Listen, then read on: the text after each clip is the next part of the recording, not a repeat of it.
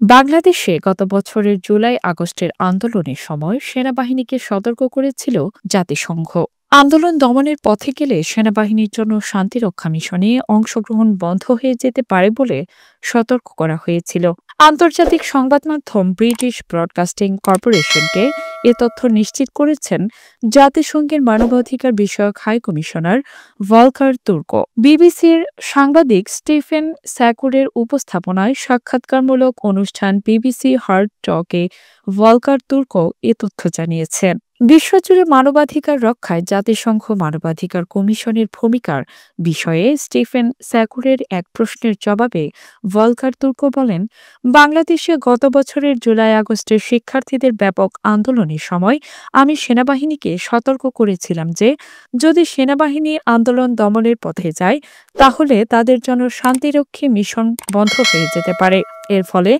বাংলাদেশে পরিবর্তন এসেছে এবং মোহাম্মদ ইউনূস সরকার গঠন করেছে। বিবিসির ২২ মিনিট ৫৭ সেকেন্ডের হার্ড টক অনুষ্ঠানটি বুধবার প্রচারিত হয়েছে।